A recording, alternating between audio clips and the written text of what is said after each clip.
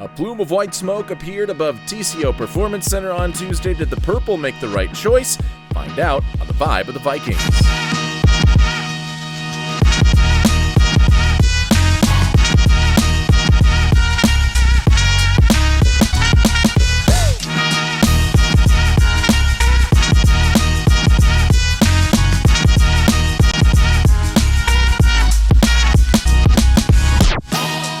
Hello and welcome to the Vibe of the Vikings, where we catch the real feel for Minnesota Vikings football. I'm your host, Josh Kolojeski, and we've got a jam-packed show today. Thank you for joining us on a beautiful Wednesday night where it is storming in Arizona, but we don't care because preseason game number 1 is right around the corner. The Vibe of the Vikings, by the way, is a part of the Grey Duck Sports Network. You can follow us on Twitter and on YouTube at Grey Duck Sports, and then we are also on TikTok at grey.duck.sports. There you'll find all of our podcasts, not only the Vibe of the Vikings, the Grey Duck NFL show is also there, as well as the Twinkie Town Tavern if you fancy the Minnesota Twins. All of that and more, along with a series of shorts that we're starting to get working on about the history of Minnesota sports and about the fun different teams that have appeared throughout the franchise history of the Vikings and the Minnesota Twins. You can find all of those on our social media pages. Go and give us a like, a follow, a subscribe, whatever it is, over on Twitter and YouTube. Again, it is at Grey Duck Sports, and on TikTok at grey.duck.sports. Today's show, we're going to be talking about the quarterback competition. We've said throughout training camp that was going to be our A topic. As long as the competition went on, that competition is now over.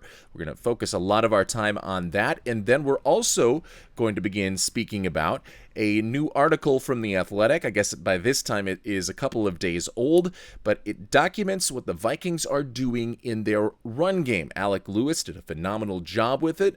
We'll see what effect that run game change will have on the Minnesota Vikings offense so far this season. We've got some news and notes to go over before we preview preseason game number 1, which is this Saturday.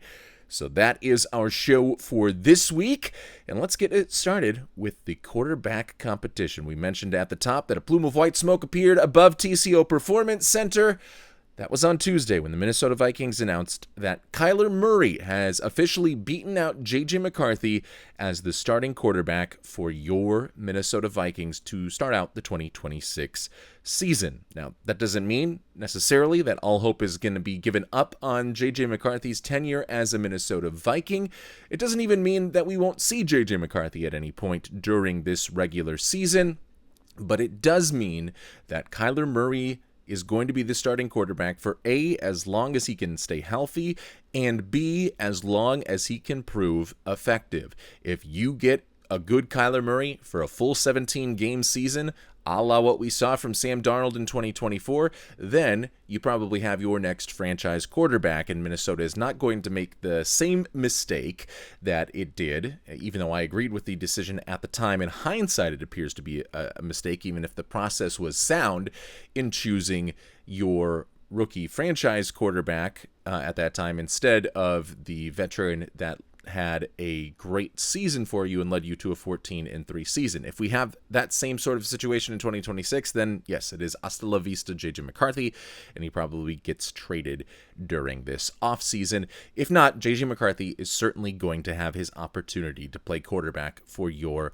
Minnesota Vikings. Let's just quickly rewind through all of this and how we got to this point in particular. Minnesota 2024 selects JJ McCarthy with the 10th overall pick. He is the 5th quarterback selected in that 2024 draft. He has a good training camp. He has a great first preseason game that was nearly perfect outside of one interception.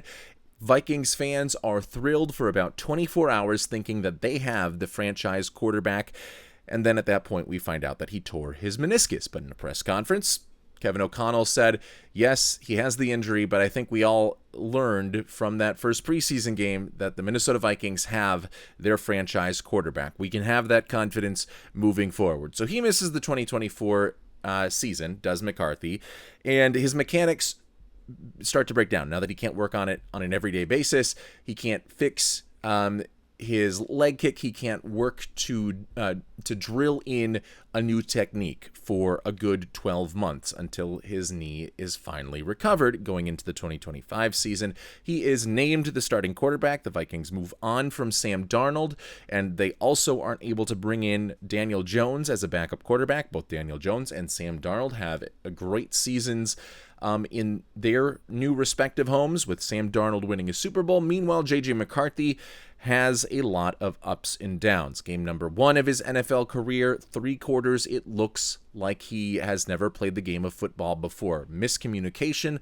late snaps, botched snaps, a failure to hand off, a failure to get to the right spot, not always knowing the right play call, but in the 4th quarter, he puts it all together and puts together a miraculous Monday night comeback over the Chicago Bears to give Minnesota the win and to be named the NFC Offensive Player of the week in his very first NFL start. Things are looking up still at this point, if you are not at least a little bit wary from the first 3 quarters of that game. Well, history kind of repeats itself, except for the positive ending this time in week number 2.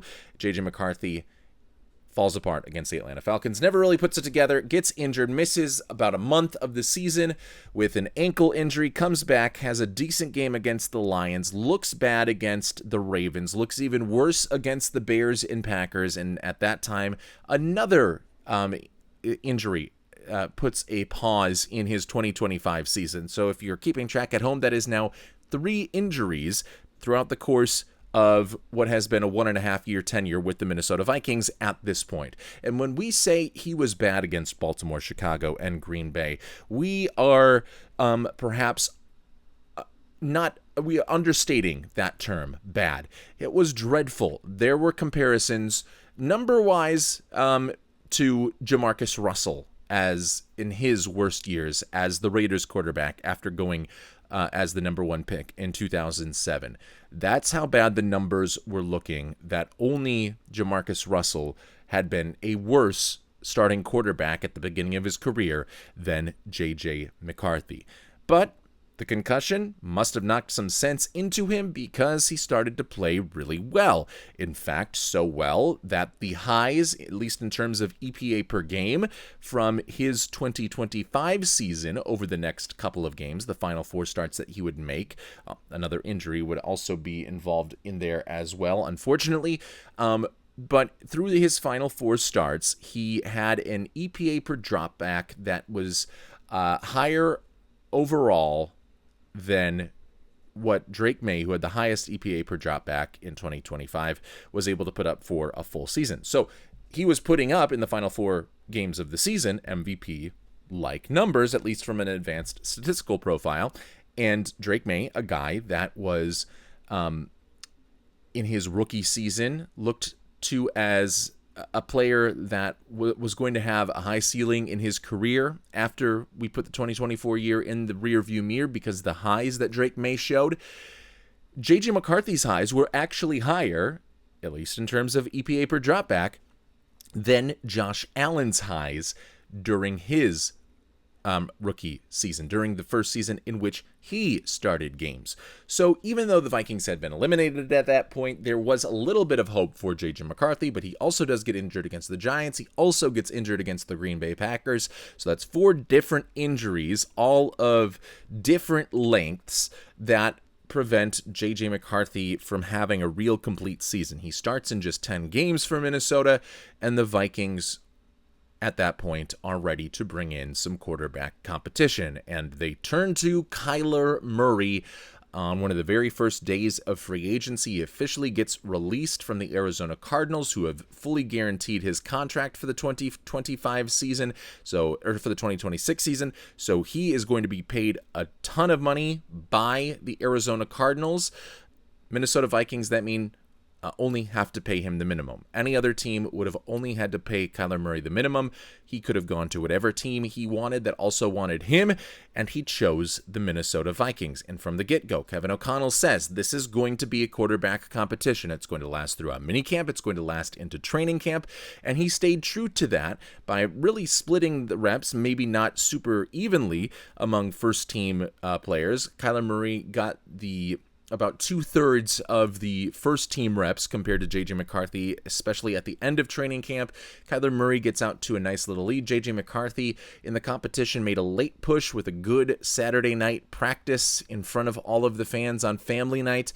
But at the end of the day, Kyler Murray showed that he is going to be the starting quarterback for the Minnesota Vikings as they begin the 2026 season. So a big congratulations there to a player that we hope is able to bring us to the promised land. A player that grew up as a Minnesota Vikings fan, now has the chance to lead his childhood team to a Super Bowl. Could it get any more storybook than that?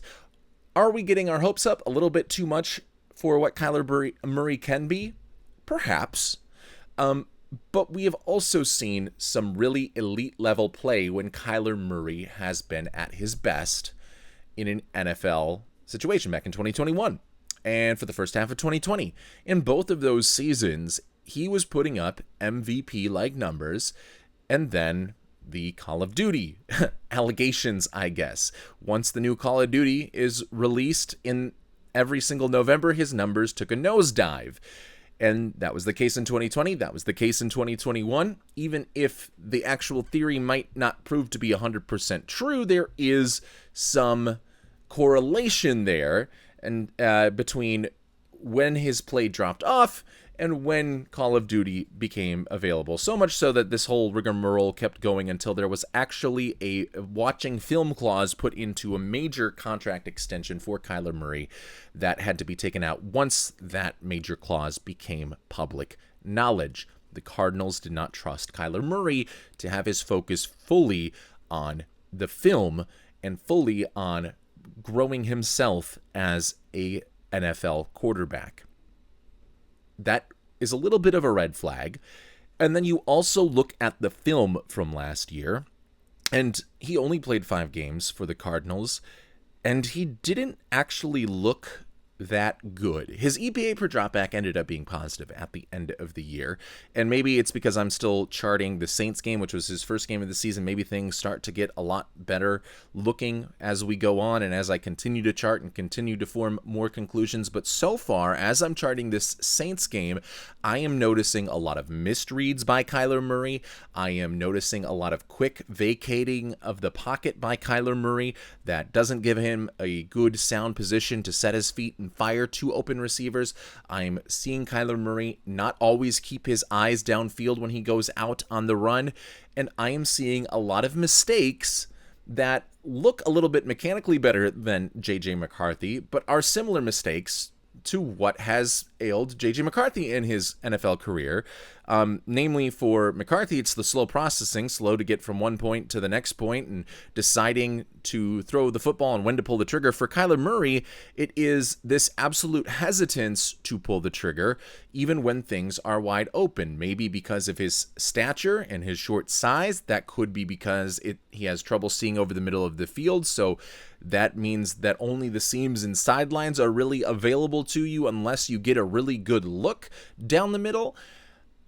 But there were a lot of times where he was not hitting the open receiver, and his really only good pass plays, his positive plays early on from that Saints game, were design plays to Trey McBride on a flat or a tight end screen.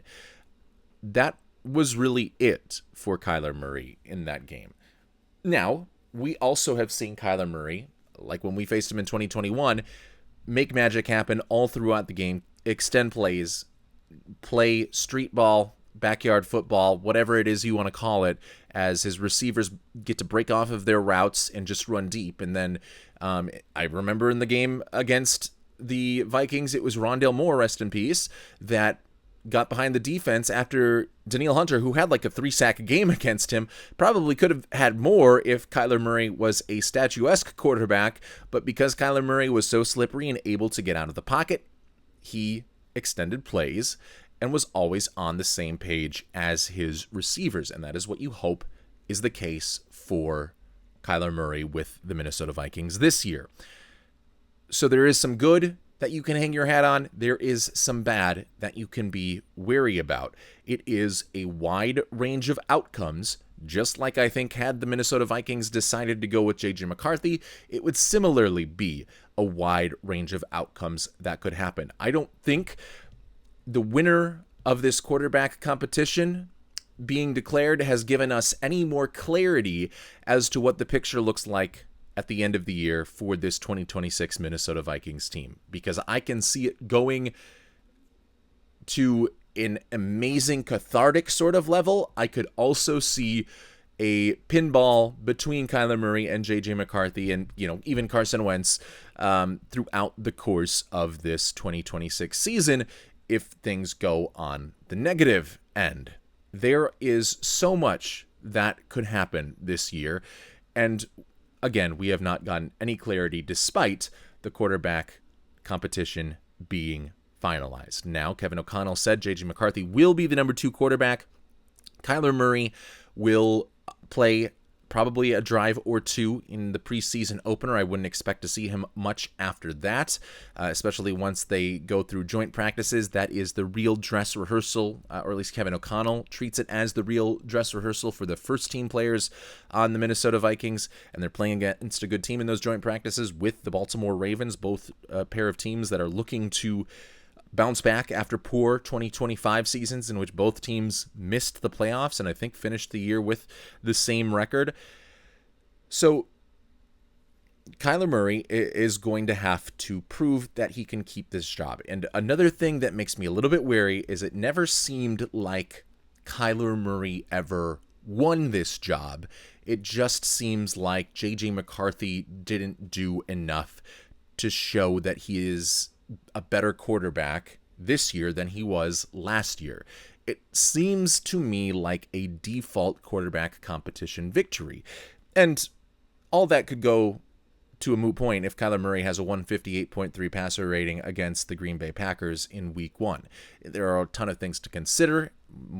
Probably highest among those on that list of things to consider being the fact that Kyler Murray is learning a brand new offense and still working out the kinks there. There's a lot on his plate mentally. He hasn't been able to get the full set of reps mentally to fully familiarize himself with Kevin O'Connell's offense. So now we will see, once he now starts to get all of the first team reps, if he starts to exponentially grow in his knowledge and then execution of this Kevin O'Connell offense, of which provides him with a lot of easier throws and a lot of big-time weapons and a lot of opportunities to go deep down the field with Justin Jefferson, Jordan Addison, Jawan Jennings, TJ Hawkinson, and even Aaron Jones as a receiver.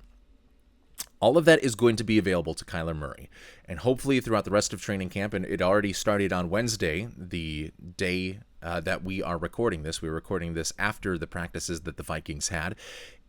It seemed like the last couple of days, Kyler Murray has had some really good practices since being officially named the Minnesota Vikings starting quarterback. So if that continues and snowballs up until the regular season and then continues into the regular season, then it won't really matter if Kyler Murray won the competition by default and not because he was able to truly run away with it like you would have otherwise hoped. Whatever it is that you think about Kyler Murray, he is going to be your quarterback, and he is going to be a guy that you're going to have to cheer for. I know I was a little bit more partial to JJ McCarthy. I wouldn't consider myself a part of the rabid almost cult that is the 9 fans, which sometimes seems tongue-in-cheek. For some folks, seems a little bit too far on the serious side of things. I wouldn't paint myself in that camp. I think there are a lot of Vikings fans that are adamantly for or adamantly against JJ McCarthy, and I think the ones that are adamantly for JJ McCarthy, almost to a meme-like status, need to take it easy, take a step back, and start cheering now for Kyler Murray, because he is the quarterback. He is not JJ McCarthy's enemy. He is now a friend to your Minnesota Vikings, and this team will go as far as Kyler Murray is able to take them.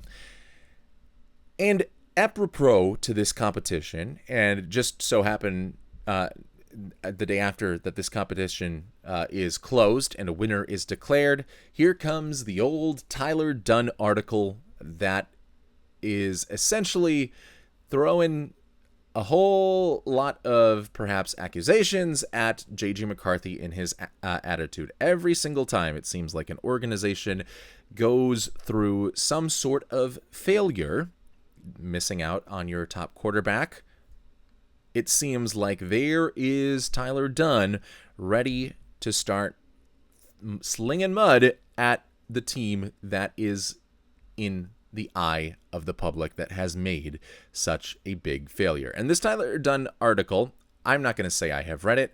I am not going to pay for a Substack article, but I have seen snippets of it from Tyler Dunne, and it does paint Kyler as the ultimate competitor. It doesn't paint him as the perfect quarterback, but it kind of gives you the same gist of what I have said, is that things could go really, really well for the Minnesota Vikings, or things could go very, very poorly.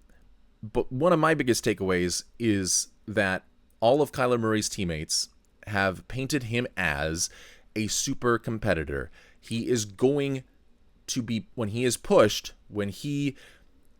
either by outside pressure from fans, outside pressure from coaches, or being in a quarterback competition, he is going to give it his all 100%, which kind of calms some of the fears that you have about the whole film watching clause in his big extension with the Arizona Cardinals from a few years ago.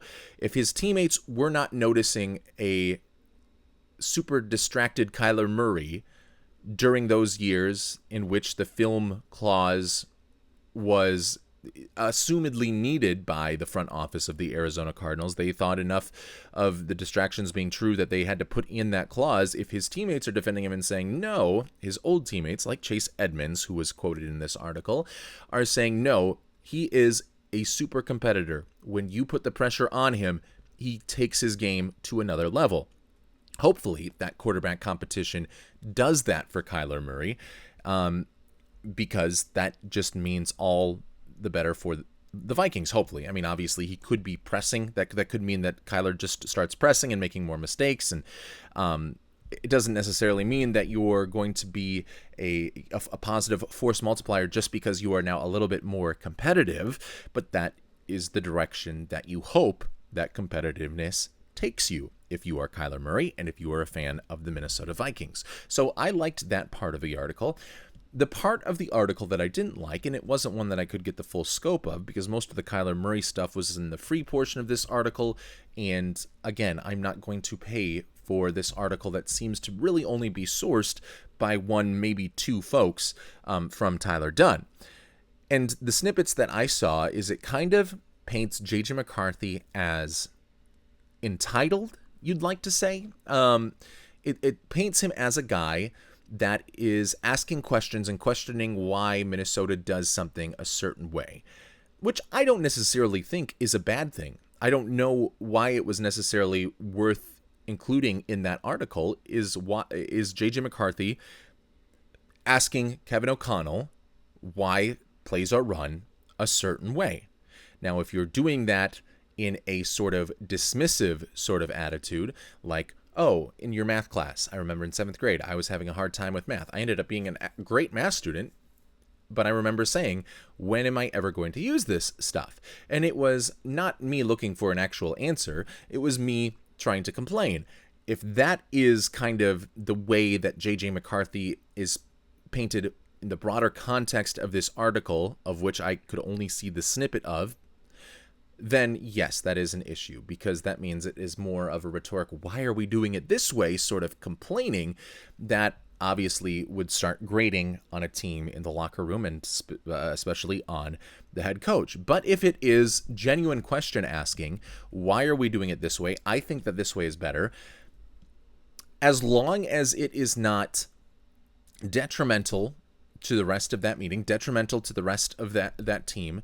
As long as constructive conversations come from that, then there's not really a problem in my mind for him asking questions. And towards the end of the snippet that I saw, it was that these sort of rookies, these sort of young players should not have the status among the team to be questioning their head coach, to be asking questions of the head coach. And I just agree with that flat out.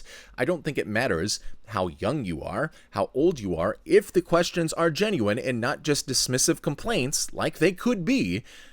But if they are genuine questions, you can't just have, as the article says, a swipe away of those questions by saying, oh, Kevin O'Connell has a why that matches much better up with the bigger picture of things for why things are done in a certain way. Like, oh, it all works out according to God's plan. In this case, God is Kevin O'Connell. It all works out according to Kevin O'Connell's plan.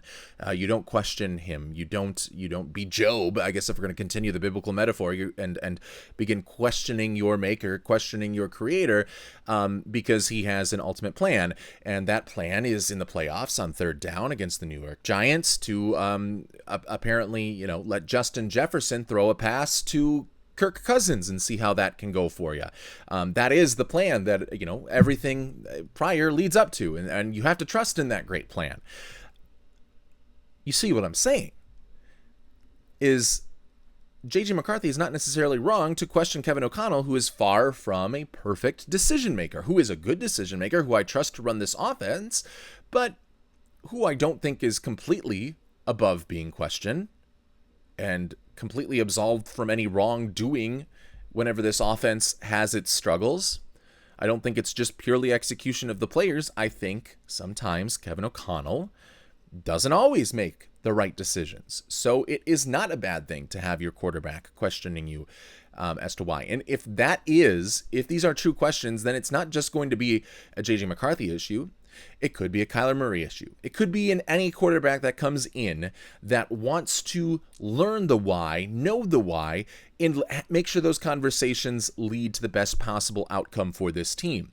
That gives me some pause as to what the leadership of Minnesota looks like if it were to be that Kevin O'Connell just does not like to be questioned by younger players. Again, this is a lot to read from a one paragraph snippet from an article that I am just not willing to pay for, but it is interesting to kind of try and discover exactly what the context of that paragraph was. Again, is JJ McCarthy being dismissive and full-on complaining, or is Kevin O'Connell irked that a young quarterback that has a lot of confidence is questioning him? We might not ever really know the answer to that question until one day Kevin O'Connell steps down or is fired. Hopefully it's a stepping down after a remarkable Super Bowl run and Tyler Dunne decides to release another article. And let's just quickly do a quick pause and reset on the author and consider the source of this article. I'm not going to question Tyler Dunne's credibility. I'm not going to question his sources. I believe that he has sources. I believe that they are informed sources. Personally, I think that he is probably getting this from just one or two guys within the Minnesota Vikings locker room. So it is sharing one perspective, maybe two perspectives, and spinning it as part of a grander disaster narrative among the Minnesota Vikings. And we've seen this with Tyler Dunne articles in the past. Last year, it was the Caleb Williams, basically slander.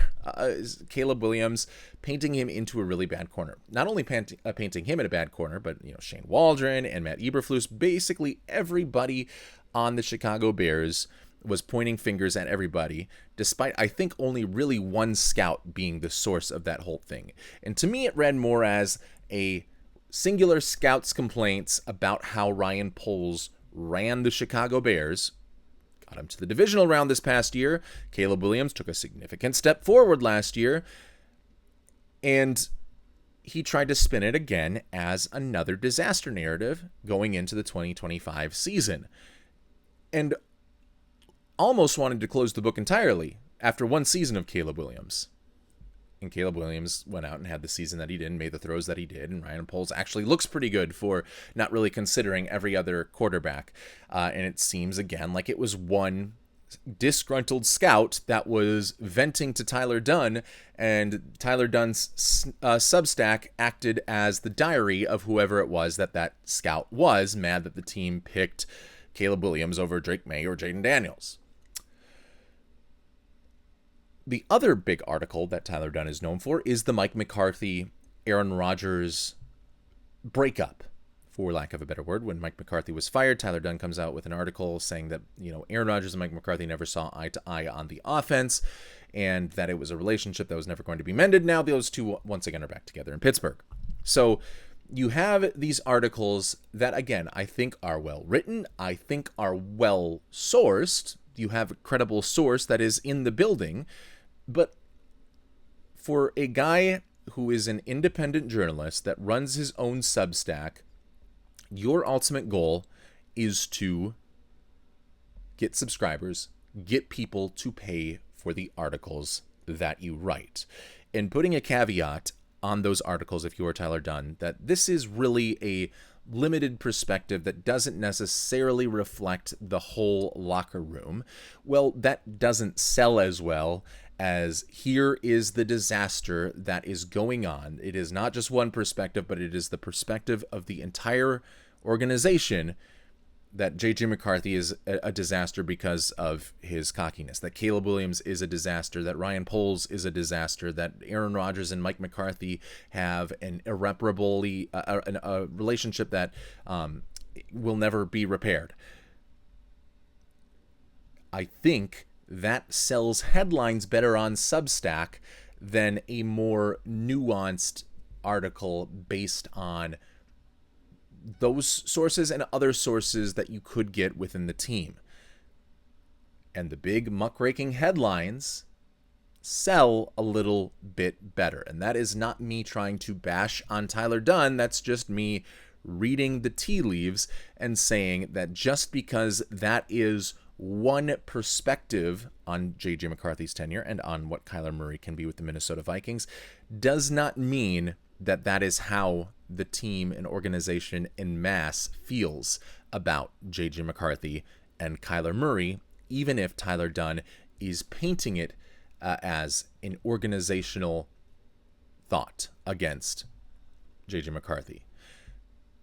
Just because Tyler Dunne is treating that way based on the one perspective he has does not make it true, but it does sell headlines, and I'm never going to hate on anybody for trying to make some money. So that is what I think of the Tyler Dunne article that came out the other day. Again, I'm not going to pay for muckraking. So I did not get to see the whole article. If somebody has it for free somewhere, if somebody can copy paste it, please do. Let me know. I am not going to give a dime to clickbait. Another thing that this quarterback competition result kind of reveals is the facade of the quarterback whisperer, which seems to me to now be just a 2024 marketing ploy aimed at getting a big payday and a big power push by none other than Kevin O'Connell. Who else remembers the 2024 season where Kevin O'Connell, first of all, sings the praises of JJ McCarthy after just one preseason game and crowns him as the next franchise quarterback, laying in wait to take his turn as the starter once he is able to recover from his torn meniscus injury and come back to the team in 2025. The quarterback whisperer that, I guess, fixed Josh Dobbs for a game or two, but the longer that he had his hands on Josh Dobbs, the worse Josh Dobbs became. That made Nick Mullins look, I guess, competent, although Nick Mullins never won a game. That in 2024 used his quarterback whispering ways to turn Sam Darnold into an elite quarterback and turn his career around single-handedly. Brushing aside that he had spent a year with one of the generational, in more ways than one, generational offensive minds of this, and the best offensive mind, one of the best offensive minds of this 21st century, spending time with Kyle Shanahan for a year and getting to learn from that 49ers offense that made Mr. Irrelevant Brock Purdy come onto the scene and be a couple plays away from bringing his team to a Super Bowl win. He brought his team to a Super Bowl, almost won it. But Kevin O'Connell took a lot of the credit, either actively taking it or just not actively rejecting the credit for being a quarterback whisperer and changing the course of Sam Darnold's career. And then because of that, he starts to kind of, put together some good quotes that even I was kind of fooled by at the time. Good organizations, or what was it? It was, quarterbacks don't fail organizations. More often, it is organizations that fail quarterbacks. And that seemed like a very wise and poignant thing to say, something that is well thought out and something that you think would be the core of this quarterback whisperer's belief. But now the facade has been revealed that actually Kevin O'Connell doesn't believe that. One season of tumult, one season of adversity is enough for Kevin O'Connell to be one of those organizations that fails quarterbacks by his own words. Or he either has to admit that he is part of an organization that failed the quarterback, and him being the major decision maker now is the one that failed this young quarterback. Or he has to say, yeah, this was just all used car salesman type of slogan when I was talking about that. That was so that I could continue to build this mythic narrative around me about being this quarterback whisperer who has almost supernatural football powers that he can imbue onto whatever quarterback walks through the halls of TCO Performance Center. But you either failed the quarterback or you didn't believe that organizations fail quarterbacks in the first place based on your actions. And this is not me saying that picking Kyler Murray is the wrong decision. It probably, for at least 2026, is the right decision. And we don't have enough confidence to project JJ McCarthy as a long-term NFL quarterback. We don't have enough past evidence and track record to project that far enough to say definitively that even for the long term, this wasn't the best move for the Minnesota Vikings. But it is a move that originates from short-sightedness and a sort of self-preservation now that Kevin O'Connell must have after the whole facade of the quarterback whisperer fell apart around him during the 2025 season, when it turned out, hey, maybe he doesn't actually have this King Midas touch. Maybe he just inherited a really good, talented quarterback that had just spent a year in one of the best offensive schemes in all of football, learning from one of the best offensive minds of the 21st century before coming over. And then we also have to build upon the whole myth of Kevin O'Connell in 2024. We have him knowing he's mic'd up, by the way, going over to Anthony Richardson at the end of the Colts game, a player who at that point was the biggest example in the NFL of a talented young quarterback that might have been failed by an organization, that is the poster child for what Kevin O'Connell was saying. And yes, a quarterback that, by all reports and accounts, the Vikings were very interested in trading up for and would have given up the farm to go up and get. So Kevin O'Connell obviously liked this guy anyway. But he goes up and gives this heartfelt sort of pep talk to Anthony Richardson, who again was the poster child for quarterbacks don't fail organizations, organizations fail quarterbacks. So why doesn't he have that with JJ McCarthy? Why doesn't he have that pep talk with JJ McCarthy? Are we going to have Shane Steichen The next time the Vikings and Colts play, if JJ McCarthy's still in the roster, we can have Shane Steichen go over and give the same sort of pep talk to JJ McCarthy, and then Shane Steichen all of a sudden now, because what if he was able to do with Daniel Jones? Now he is the true quarterback whisperer. But no, Kevin O'Connell built up this myth of him being the quarterback whisperer so that he could get a big contract extension. And so that now this year, when things didn't go right, he could put himself in a better position to take a lot of the power and the decision-making personnel parts of this organization.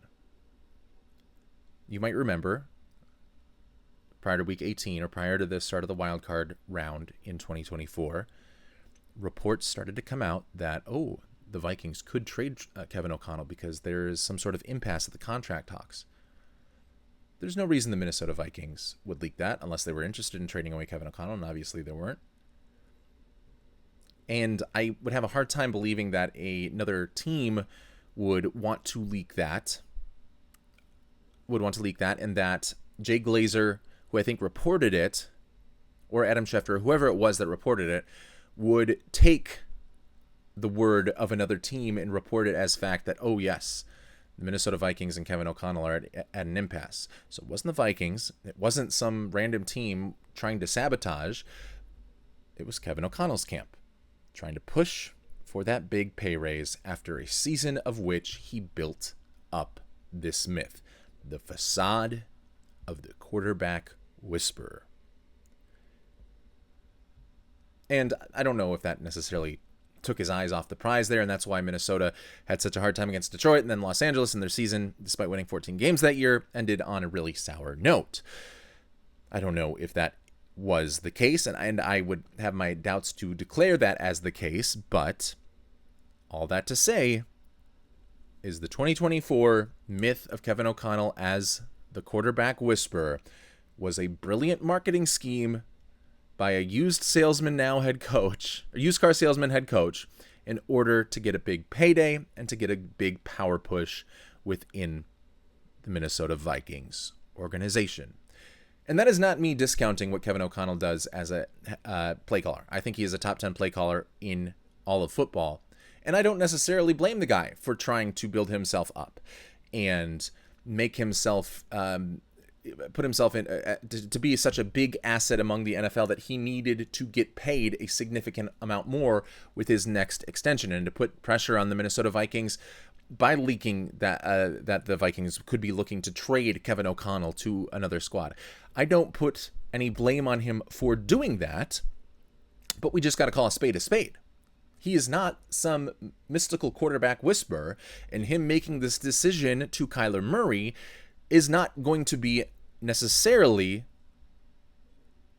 a decision that means that Kyler Murray has gone to the quarterback whispering school of Kevin O'Connell and learned how to now be this excellent quarterback. It could, but it's time to call the facade of the quarterback whisperer what it really is, and that is a facade. That is a myth. Kevin O'Connell is not an otherworldly head coach. He is a good play caller with his faults that built himself up in 2024 to get a big payday, and the platitudes that he may spout throughout the course of the season are not necessarily platitudes that he fully believes in, but are born out of a self-promotion and self-preservation angle that is not unique to Kevin O'Connell, that is inherent seemingly among all head coaches in the NFL. This is not a bad thing, but I think it helps us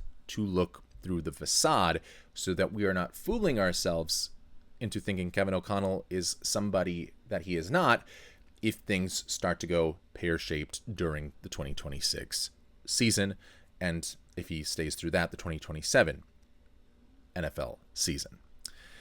What does this mean for JJ McCarthy? Well, JJ McCarthy, there were rumors, I don't know if it was rumors or just more conjecture from Adam Schefter saying, well, the Vikings could be looking to trade McCarthy. He wasn't reporting that they were. He was just kind of exploring the possibility that could happen. So I don't think that there are any reports of that.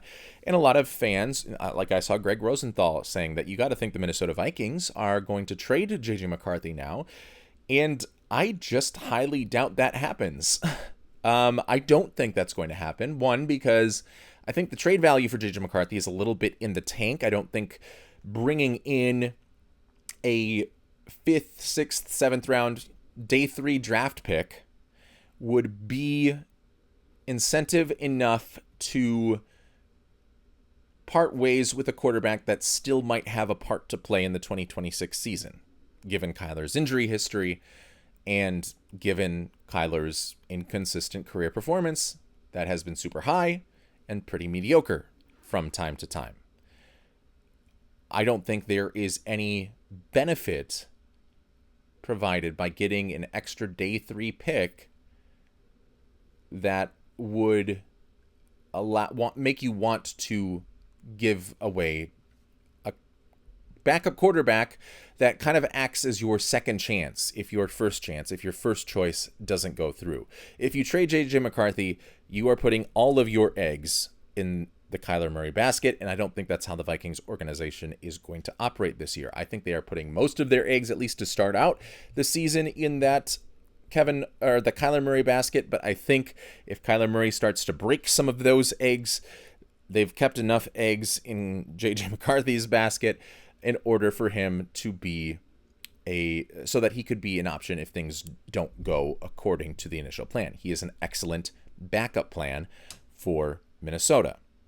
And doesn't, like, if there was a team offering a 1st or 2nd round pick, then maybe, then yeah, obviously you seriously try and take that, but I don't think that is something that is within the realm of possibility. And then obviously we mentioned the Kyler injury history. You want to have someone not named Carson Wentz, someone not named Max Brosmer ready to take the reins if Kyler Murray goes down or if Kyler Murray plays inconsistently. And then if we are to believe the Tyler Dunn article from earlier, Kyler Murray works best when he feels exterior pressure. He is a better player. He is a better competitor when he has somebody pushing him. And if he continues to have to look over his shoulder all season long at JJ McCarthy, that's going to keep up the competitive juices. So if he goes on a big 2021-like run, he has the wherewithal and the knowledge to know that that's not enough.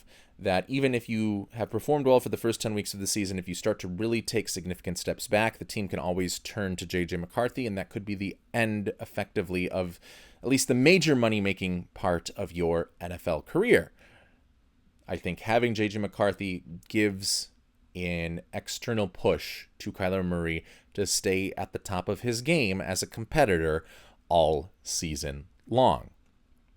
And then the only way I think that you would trade JJ McCarthy away is if you had a quarterback that was in a similar situation currently that JJ McCarthy is in, and you just swapped quarterbacks with that team, and maybe one of the teams throws in, a 6th round pick swap or something like that. But so that those quarterbacks are still in the same situations that they're currently in when they go to their new team, but now this is not a new team that has almost betrayed them, that has turned their back on them, and has made contextually the situation a little bit more humiliating for them. You are now still a backup, but you're a backup with a team that still wanted you, and you don't have to feel like an unwanted piece that didn't live up to expectations. So a guy like Anthony Richardson or Will Levis, I would not want to get Will Levis. I would be interested if it was a JJ McCarthy for Anthony Richardson trade, because you're getting both of those guys into a new environment. McCarthy is a backup. Anthony Richardson is a second string guy that you can call upon if Kyler Murray goes down. The Colts can call upon if in JJ McCarthy's case, if Daniel Jones goes down. And you've gotten rid of the kind of elephant in the room that exists if JJ McCarthy were to stay in Minnesota, because he knows that this is a team that chose him but doesn't think that much of him anymore.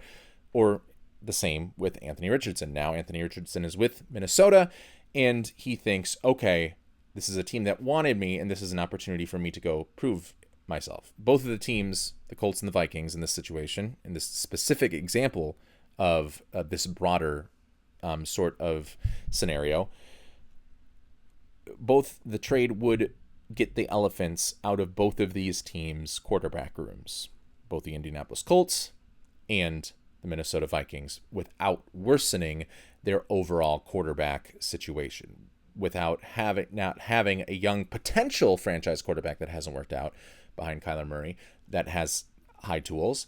Each of those teams would still have those high tools, high potential guys that just have not put it together, but now there would not be this elephant in the room that is kind of squandering, I think, the desire for both of those guys to try and overcome something within their current organizations.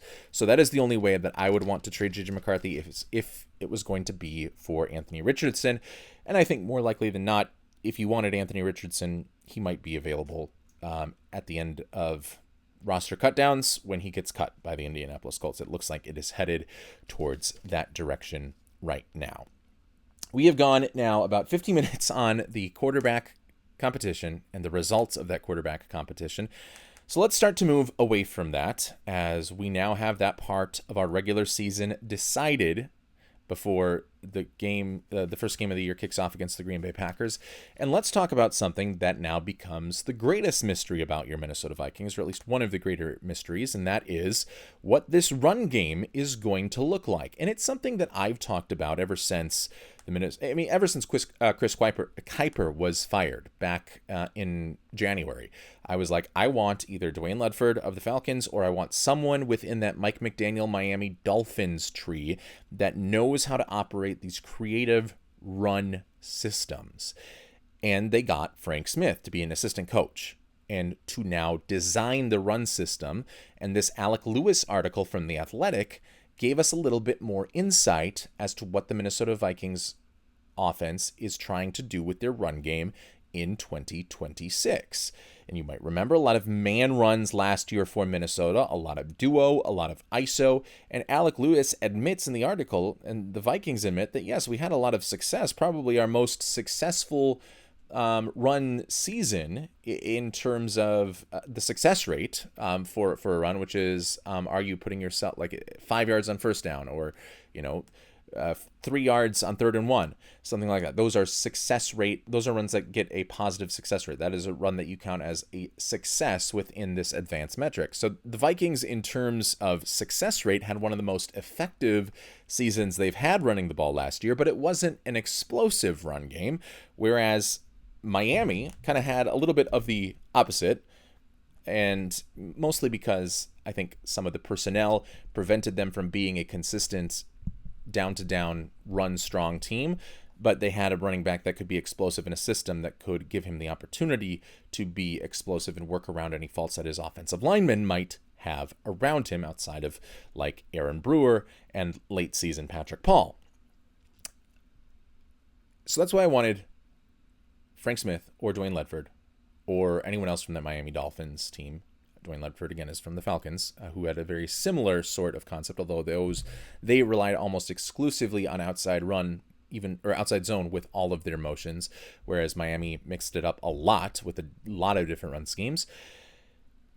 And it gets me excited that the Vikings are truly going down this road. It is one thing to see that Frank Smith is coming over and to get excited about what you would do if you were the Vikings in that case and bringing in Frank Smith, what your purpose for bringing Frank Smith was, what my purpose specifically, me individually, my purpose for bringing Frank Smith into the Minnesota Vikings would be so that he could do this, design the run system for Minnesota in 2026. That might not have been, we wouldn't have known if that would have been what the Vikings' decision-making process was when they decided to bring in Frank Smith. They could have had something completely different in their mind when they hired Frank Smith. It could have been just Frank Smith and Kevin O'Connell know each other, and this is Kevin O'Connell doing Smith a solid to keep him in an NFL coaching room. It could have been as simple as that. It was me projecting what I would want them to do with Frank Smith, but it wasn't something that was written in stone. But now it seems, based on this Alec Lewis article, that I was on the same page as the Minnesota Vikings, and that they did bring in Frank Smith specifically for this purpose, to make the run game an exciting part of this Minnesota Vikings offense, an explosive part of this Minnesota Vikings offense that has really been the Achilles heel of offense in Minnesota since Kevin O'Connell has taken over. He's been an excellent, explosive pass producer, but not as great as an explosive run producer, and a guy that kind of abandons the run a little bit more. And it seems like it is going to be a lot of wide zone from Minnesota, in which your offensive linemen are getting out on the edge, are taking horizontal steps quickly.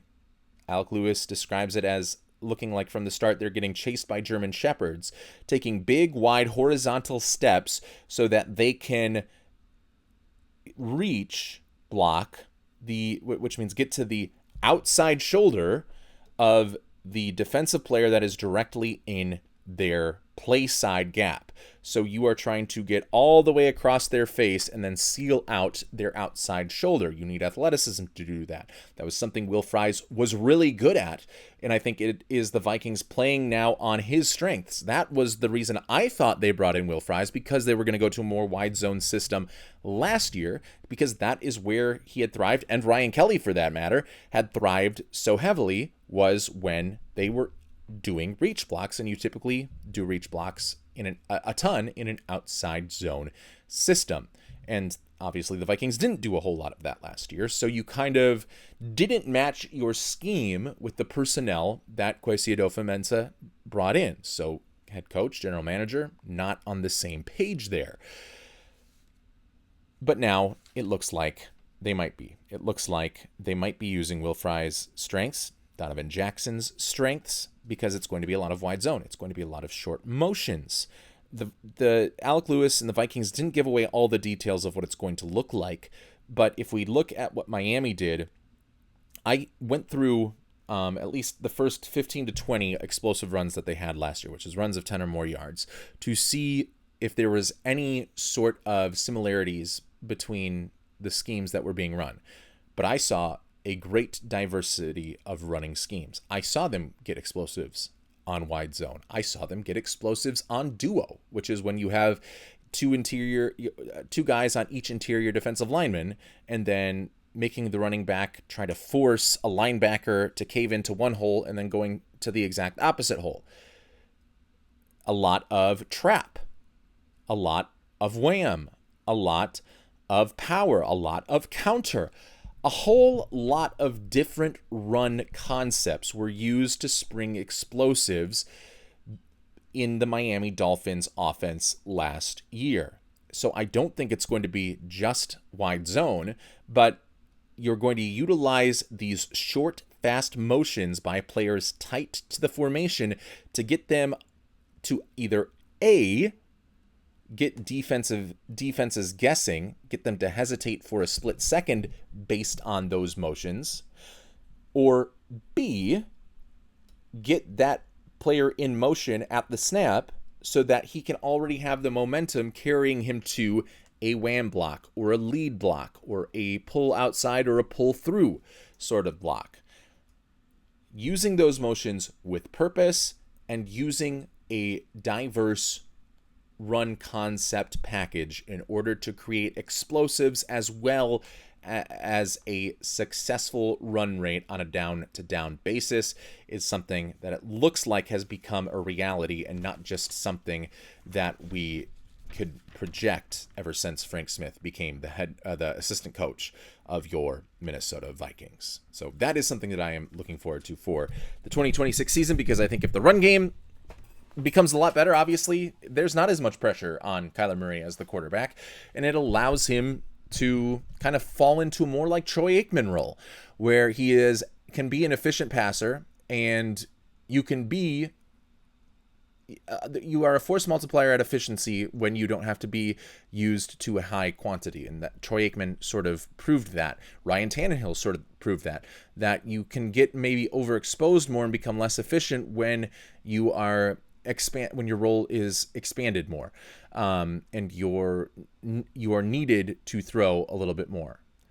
The run game allows Kyler Murray to stay in a more easy situation, for lack of a better term, for Minnesota. Let's go over just some news and notes very quickly. Teddy Bridgewater retires. Teddy Bridgewater, one of my favorite Minnesota Vikings, always a great example of what could have been. Who knows if he would have taken the steps forward in 2016 had he not suffered that injury, but it was trending in that direction until that injury, and then obviously his Vikings career effectively came to an end, but he was a great person. He still is a great person. He's still alive. He's not dead. And he was a promising football player that even when he was on the Lions, was always rooting for him if he got into a game. But he officially steps away after coming back for another stint with the Lions during this offseason, deciding that he just does not have it in him anymore. This is technically the second time he has retired, so maybe the story is not completely written. The book isn't completely out for Teddy Bridgewater, but right now, all we know is that he is officially retiring. So we can't make projections further into the future past that. We just know now that Teddy Bridgewater is out of the game. And then the New Orleans Saints, the evil New Orleans Saints, the New Orleans Demons, perhaps would be a better name. The New Orleans Satanists would perhaps be the better name. Because they have decided to, it is so funny. We are going to, when we honor Drew Brees, who deservedly got into the Hall of Fame, when we honor him with a jersey retirement ceremony and like inducting him into a Ring of Honor and just kind of like honor him as now a Pro Football Hall of Fame member. There were 9 different days that the New Orleans Saints could have chosen, 9 different opponents that the New Orleans Saints could have chosen to do this honor against. And they chose the Minnesota Vikings.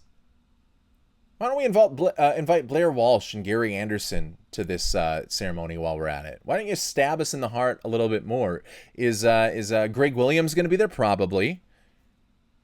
Come on, man. After all the pain that Drew Brees has caused us, after we had to, it's a weird thing. Drew Brees, wonderful family, wonderful person, and I'm sure his children are wonderful.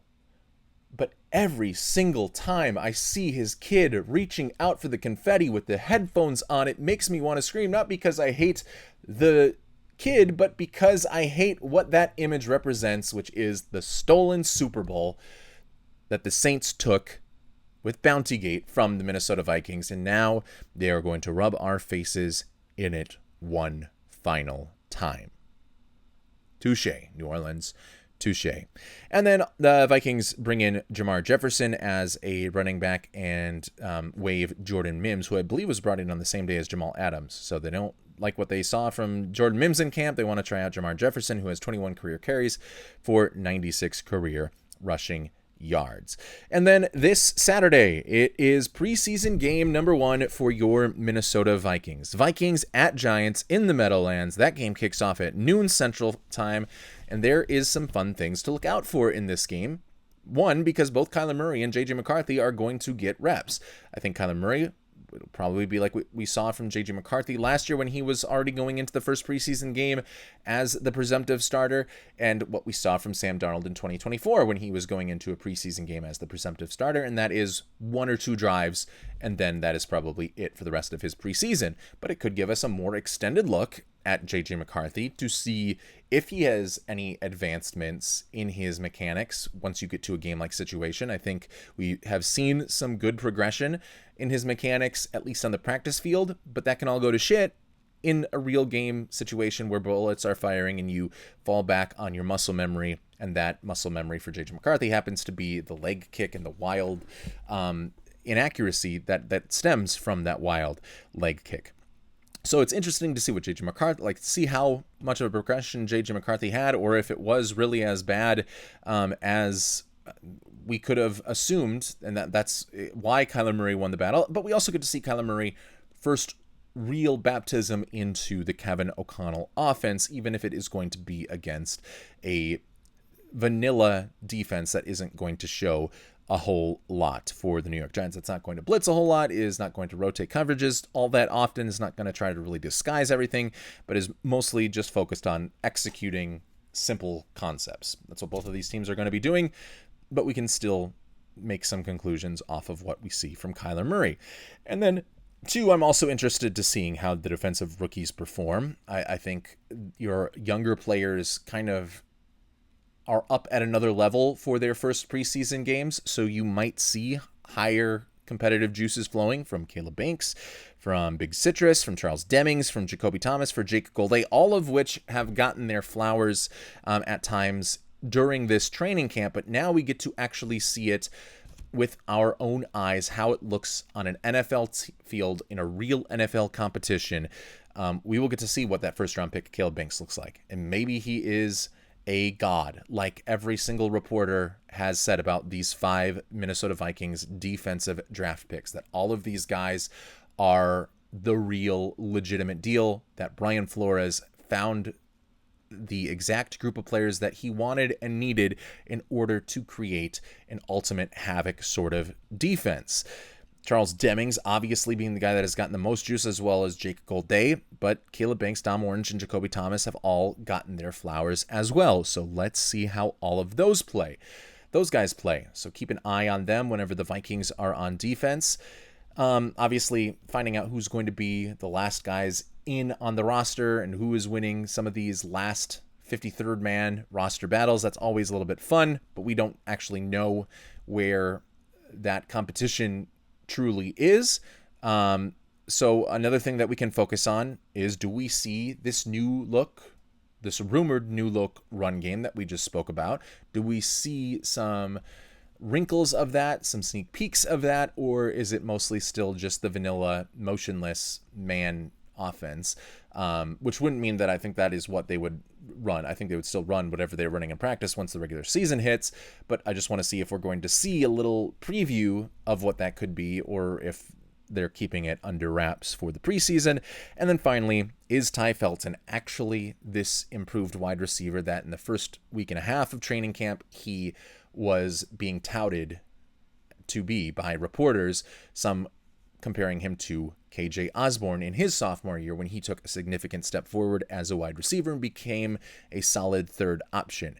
Is that all smoke up his ass? Is that actually real? We should get to see with some good live reps on Saturday how much of improvement Ty Felton has truly made. I haven't heard a whole lot more about him over the last week of the season, but he had a lot of hype during the first week and a half of training camp. So again, that is the Giants versus Vikings preseason game number 1, Saturday at noon. We will break it down on Monday with an extra show next week. We'll go 2 shows throughout, 2 shows a week throughout the next couple of weeks while preseason is going on. And then once the regular season hits, we will go a show every single weekday, 5 days a week, keeping you up to date with all of the Minnesota Vikings stuff. So that is a lot to look forward to. Again, keep an eye on Ty Felton, see how Kyler Murray does, see if JJ McCarthy's mechanics have improved, see if we get any sort of preview from this run game, and if the defensive draft picks are all that they have been cracked up to being by the beat reporters and by the coaches at Minnesota Vikings training camp, because if they are that guy or those guys, that changes significantly the tenor of this Minnesota Vikings 2026 season. So a lot to look forward to. And that is going to be the vibe for today. Thanks for tuning in and riding with me on the Vibe of the Vikings. Hit follow, drop a rating, and keep spreading that purple energy. We'll be back on Monday to check the vibe again. Until then, stay loud, stay loyal, Skol.